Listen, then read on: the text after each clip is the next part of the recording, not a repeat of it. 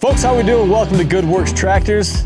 If you can't tell, we're talking post hole diggers and power packs today. Yep, there's a power pack on the back of the Coyote DK. This was a lot of fun. This was, well, it's a product that we've been selling already for a little while, but I hadn't had a chance to use it.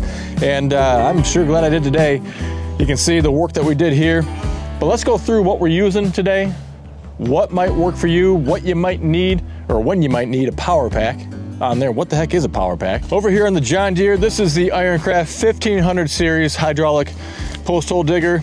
We have a 12-inch auger on there right now. This is operating off of the third function, all right? And so, well, a little bit of what we're showing you today is closer to the worst case scenario versus the best case scenario.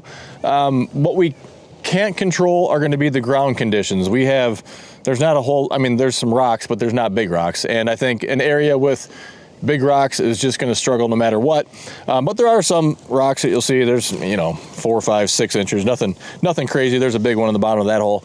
But what we did though is we put these different series of postal diggers on towards the lowest end of the spectrum on GPM range. All right, so this guy here goes, I think, from 5 to 13 or 5 to 15, Chris, something like that. 5 to 13. Okay, 5 to 13, and this is about a 5 GPM output on the John Deere 1025R. All right, so 12-inch auger on there.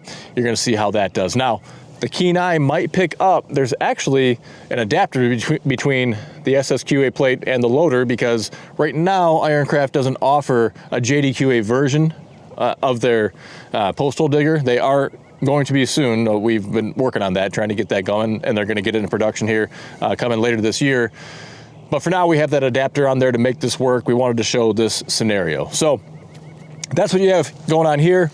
And then on the Coyote DK 6010, so that could be, the 4710, the 4210, any of the models in the DK series. This is again going to be about the worst case scenario. There's around, I think, 10 GPMs, maybe 11 GPMs of output that you can dedicate. Again, controlling it off of the third function, but we also use it off of the power pack as well, but basing it off of the third function usage. And this is a 3500 series, which goes from 10 to 25 GPMs. So again, we're right at that bare minimum of GPM output when using the third function on here. I think it's helpful because I had to try and understand this a little bit. There's 3 components. You have a frame, you have a drive, and then you have a lot of auger choices that are all the same length. Yeah, it's 3 pieces, just the back plate where everything mounts to. Then you pick your 3500 series or 25 or 1500, which, the bigger the series, the more GPM it's going to require, but also the max size of auger that you can put on there is going to be larger as well. So you kind of have to you're not just tailoring it to the size of hole you need to dig, but it also has to match your equipment as well. So it has to match whatever capability your machine can put out. And so that, if we want to take a look in the backside here, is where you can kind of, at least in the tractor world, throw your trump card, because you can get something called a PTO power pack, just like what you're looking at. That's going to give you, in this case, 21 GPMs, which is going to put you not at the very top range for the 3500 series, but pretty close to it. And so it literally just has a PTO pump that runs right off the back, so 540 RPMs, and then it's just cycling your hydraulic flow right through. And then we have hoses that are connected and routed all the way, these guys right here, that are routed all the way up front, and you're going to get max performance out of it that way. And so you could even do that on the 1025R Kubota BX, something along those lines. Your Kubota B series, your Kubota LX series, John Deere 2 series, and any other manufacturer, Yanmar, Mahindra, Coyote, whoever that makes a tractor in that size. So you can use a small tractor and get big flow out of it. So a couple of points while I don't forget though. First, on something like a 1025R, we have the loader height maxed out, and it just quite doesn't allow the auger to sit perfectly vertical, perfectly up and down. And so we get it darn near close and then just drive forward a couple inches, and the ground gives way, it just kind of pushes it down, and it works out just fine. But you need to know that you're basically right at the absolute limitation as a starting point with a 1025R or a similar size tractor. Now I forget the other thing I was gonna say. So there's a difference using a power pack versus a third function though.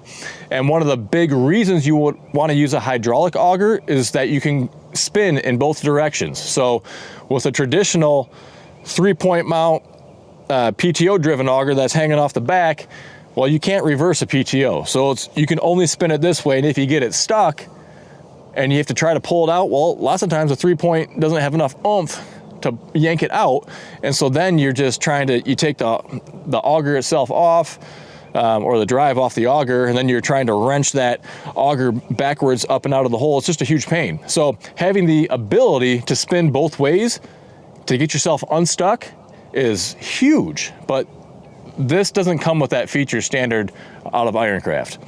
So what we did is we added basically a flow reverser. And I think they call it something different technically, but we'll put a link up too. But this little contraption right here is a flow reverser.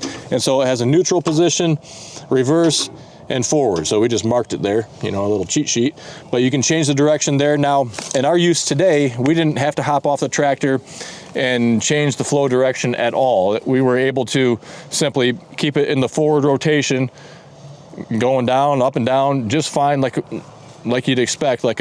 Turned out to be a really, I mean, I could do that over and over. I had a really good time doing all of this today. But that said, even though it's missing this little component here, I honestly don't know if the much more expensive, like double, triple, quadruple the price power packs have that feature either.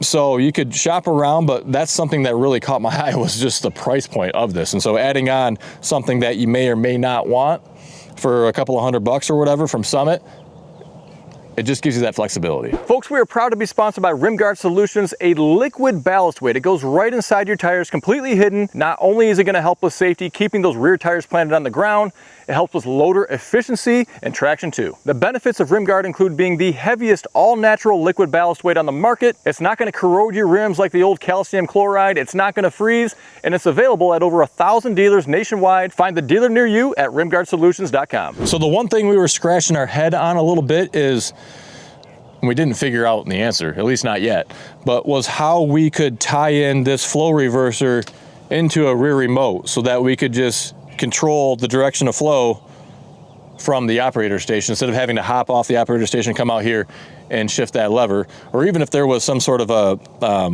switch, like an electric or a solenoid or something that we could switch from the operator station to make that happen. So I'd love to hear from you guys if you have a solution for that or an idea to try.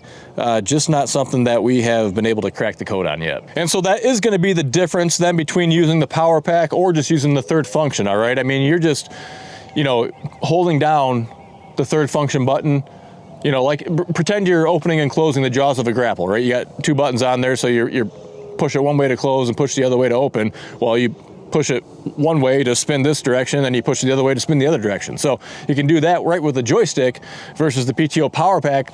You actually you turn the PTO on, and then when you want to stop, you turn the PTO off. That's all there is to it. Now, of course, we do sell 3-point post hole diggers from WorkSaver.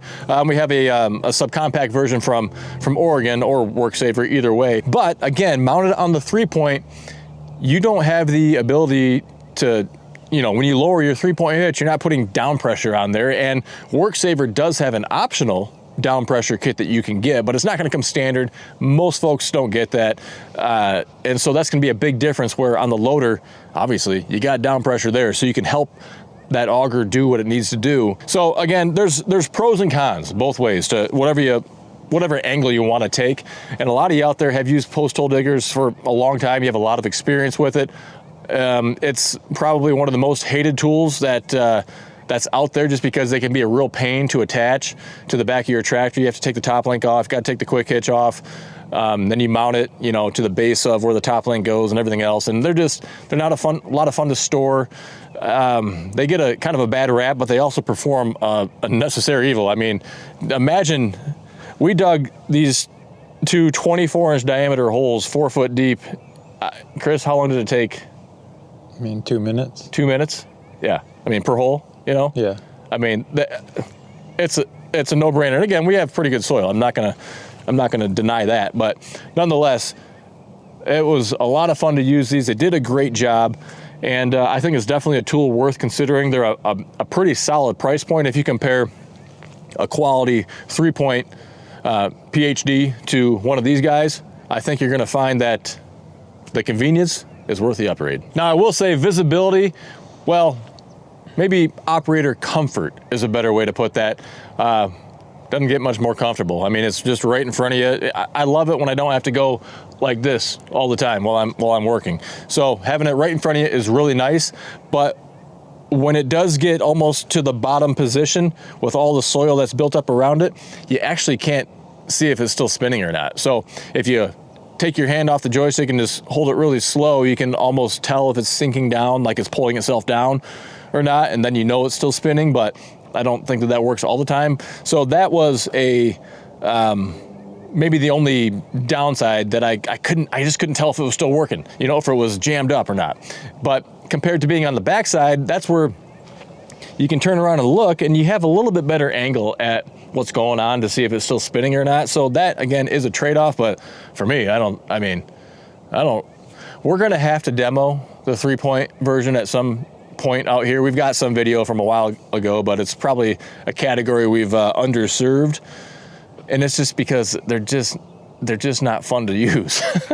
So this was actually a lot of fun to use. So something else that I noticed though, operating off of the third functions on these, again, kind of in the worst case scenario, but they're not spinning at the max rate that they can spin, and so they're really not flinging the material out. And so I kind of had a habit of bringing it up a bit, and then pulling it back and then emptying it out here, just because I didn't want to have all that spillover right back into the hole.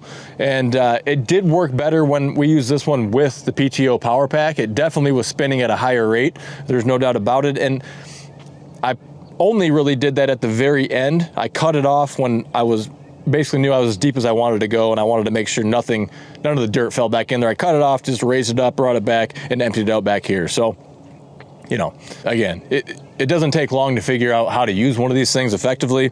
And sorry guys, if you're in really super rocky ground, I think it's just always going to be more of a challenge. Like there was a big rock down here that we hit, and it did set it off a little wonky sideways a couple of times. It's still down in the bottom of it. We'd have to bring it out, but it never raised it up, but we ended up getting the hole dug anyway. For those of you looking for hydraulic solutions for your tractor, the third functions on these tractors, that flow reverser on the PTO Power Pack, shoot, hydraulic top links, rear remotes, all the extra hydraulics that are on these tractors, we got them from Summit Hydraulics. You guys can do that too. They have solutions for basically every tractor out there. Whether you need hoses or any of the products that I just mentioned, you can save 5% off your order with code GWT. We've been using them for years. We've been partners with them for years. Just a wide variety of high quality hydraulic components for your tractor. But for these post hole diggers, that power pack, or anything else you might need for your tractor, well, we'd love to help you out. Go to goodworkstractors.com. Our prices include free shipping to 36 states as well. If you don't know what size you need or what hookup, or have any other questions, we want to help you. We want to get you set up the right way before you make a purchase. So just shoot us an email. We'll give you links. We'll give you the options that you need to pick, whatever it might be, to get you set up and on your way. I want to thank you for taking time out of your day to stop by, and until next time, stay safe. We'll see you soon.